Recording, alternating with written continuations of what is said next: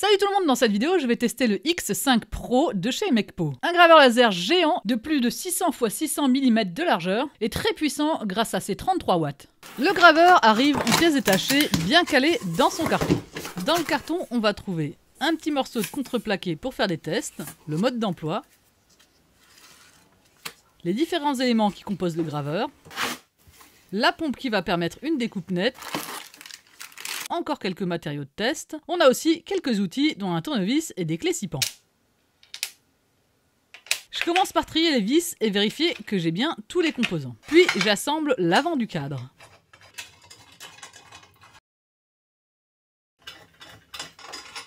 Ensuite, je mets en place le portique sur lequel se trouvera la tête laser.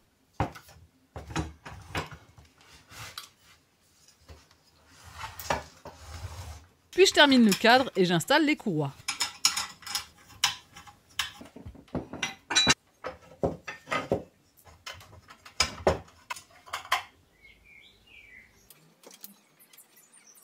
Après ça, il reste à installer le boîtier de contrôle,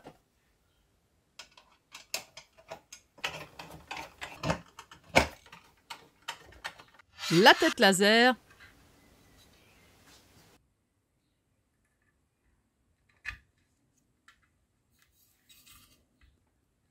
et enfin la pompe.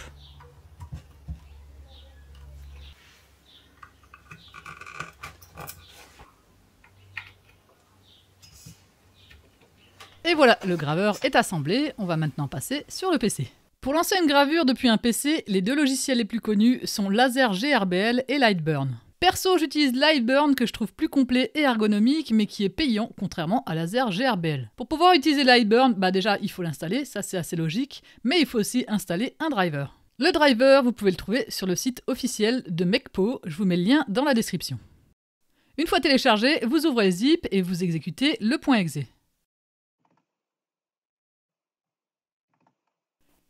Vous cliquez sur Install, vous attendez un peu, et c'est fini. Vous pouvez maintenant lancer Lightburn. Une fois dans Lightburn, il va falloir ajouter l'appareil. Pour ça, vous cliquez sur Appareil, vous allumez le laser que vous avez branché en USB, et vous cliquez sur Trouver mon laser.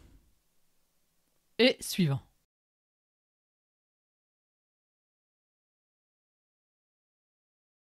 Ici, vous cliquez sur Ajouter un périphérique. Vous changez le nom, moi je mets Mecpo X5, qui est le nom du modèle, mais vous pouvez mettre ce que vous voulez. Je vais changer la longueur de l'axe X et de l'axe Y, donc en X on est à 650 et en Y à 720. Je clique sur Next, là je laisse par défaut parce que l'origine est bien à l'avant à gauche. Maintenant je clique sur Next, puis Finish. Et enfin OK. Ensuite je vais dans Modifier, puis Paramètres, et je vérifie que je suis bien en millimètres par minute. Et je clique sur OK pour valider. Ensuite, je retourne dans Modifier, mais cette fois, paramètres du périphérique. Ici, pour commande pneumatique, il faut que je mette M7. C'est important et vous allez voir plus loin dans la vidéo pourquoi. Vous pouvez aussi vérifier que l'origine est toujours bien en bas à gauche. Une fois que c'est fait, je clique sur OK. Et ça y est, je suis enfin prête à graver.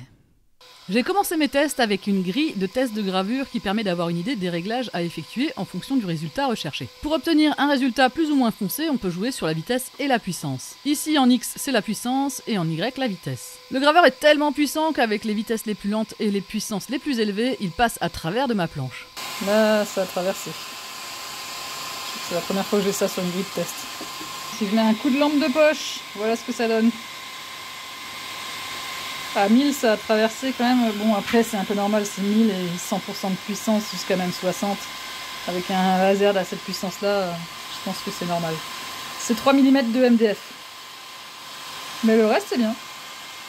Le reste c'est assez cool, le résultat est sympa. Très net. Ensuite j'ai fait un test de découpe, toujours avec mon MDF de 3 mm. Et là, ça s'est pas très bien passé. On voit que sur les dernières découpes, à vitesse 500, ça ne traverse plus et le trait de découpe est très épais. C'est arrivé parce que l'air assist n'était pas en route. Alors l'air assist, c'est un système qui permet d'avoir un flux d'air soufflé sur le matériau en cours de découpe. Ça permet de le refroidir et ça empêche les dommages causés par la chaleur tout en éliminant les débris et la fumée générée lors de la découpe. Ça permet donc d'obtenir une découpe plus propre et plus précise et ça peut également éviter que le matériau ne s'enflamme pendant la découpe. Comme l'air assist n'était pas activé, ça a fait beaucoup de fumée et la lentille de protection s'est couverte de suie. Quand un obstacle est transparent, le laser passe à travers sans problème, mais là le fait qu'il y ait de la suie a fait que le laser a gravé la protection. Donc si cette partie est abîmée, le laser ne fait plus un faisceau fin et droit et s'aggrave beaucoup trop épais. J'avais bien activé l'air assist, j'avais bien branché la pompe, mais comme bien évidemment j'ai pas lu le mode d'emploi pour les paramètres de Lightroom, j'avais pas vu qu'il fallait cocher la case M7 comme on l'a vu plus tôt dans la vidéo. Donc lisez les modes d'emploi, c'est mieux. Donc il a fallu que je commande une nouvelle lentille de protection, mais heureusement la lentille s'installe très facilement. Je décroche le laser. J'enlève le petit capuchon en caoutchouc qui se trouve sur le côté, ce qui me permet d'accéder à la vis qui retient la buse. Je la dévisse et je sors la buse.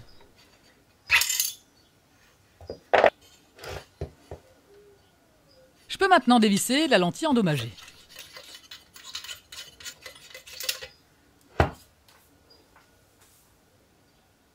Et ensuite, j'en installe une neuve.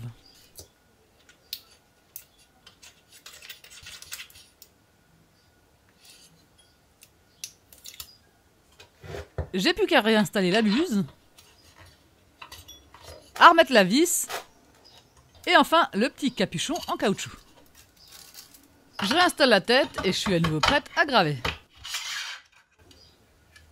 Ça faisait un moment que j'avais envie de faire des rangements grâce à la gravure laser. Comme j'avais un peu de temps en attendant les nouvelles lentilles et que je suis en train d'apprendre Python, j'en ai profité pour créer un petit script qui va me générer des boîtes. Je ferai une vidéo dans laquelle je détaillerai un peu plus ce système de rangement et je le comparerai à Gridfinity qui lui est en impression 3D. Si ça vous intéresse, abonnez-vous pour ne pas la rater. La largeur et la profondeur sont des multiples de 42 mm. Donc dans cet exemple, je vais créer une boîte de 42 x 2 de largeur, de 42 x 4 de profondeur et enfin de 100 mm de hauteur. Et voilà ce que donne le SVG que je viens de générer avec le script. Après, il n'y a plus qu'à importer le SVG dans Lightburn et à lancer la gravure.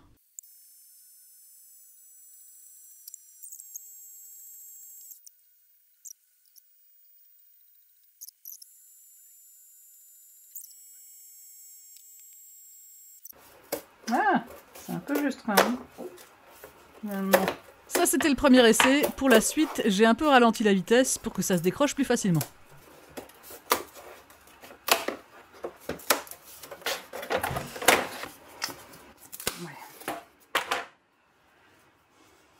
Et voilà ce que ça donne avec une vitesse plus adaptée. Ça se décroche beaucoup plus facilement. Comme j'ai fait en sorte de ne pas avoir besoin de colle pour l'assemblage, c'est un peu difficile et il faut émailler.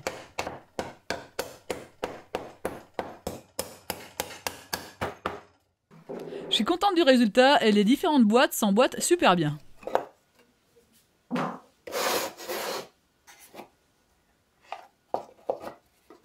Du coup, en plus des tiroirs, j'en ai fait des plus grandes pour des étagères.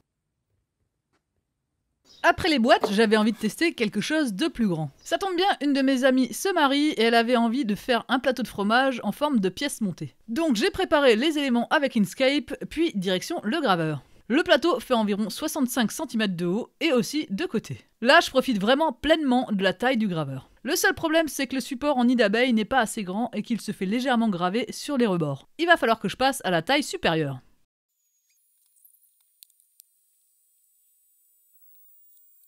Et voilà le résultat. Après, j'ai continué avec des découpes. Cette fois, j'essaye de découper le plus épais possible. J'arrive presque à découper 3 cm de bois. Alors c'est normal de pas réussir parce qu'au bout d'une certaine distance, le laser perd son focus. Et du coup, ça a tendance soit à cramer, soit à pas traverser. En poussant un peu les réglages, je finis par tout traverser, mais le résultat est vraiment moche. Ah, ça commence à devenir dégueu. Enfin, à la moitié.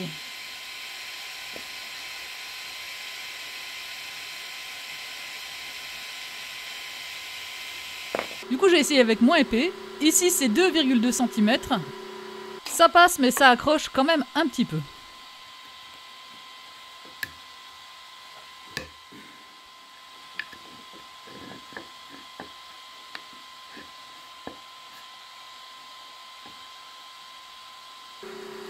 À 1,8 cm, ça se décroche tout seul.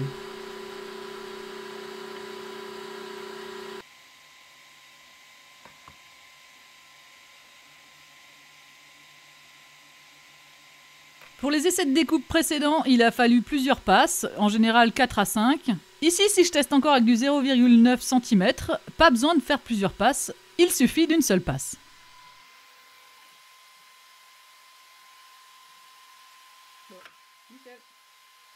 Ensuite, j'ai testé une planche de contreplaqué que j'avais pas réussi à découper proprement avec mon graveur de 20 watts. Je vous mets le lien du test de ce graveur dans la description. Le graveur 20 watts faisait brûler le bois entre les différentes couches du contreplaqué.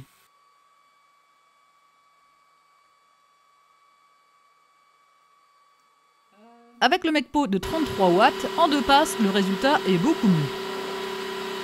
Ça reste quand même un peu brûlé, mais rien à voir avec le 20 watts. J'ai aussi essayé avec de l'aggloméré, et là, même si j'obtiens un meilleur résultat qu'avec le 20 watts, c'est quand même pas génial.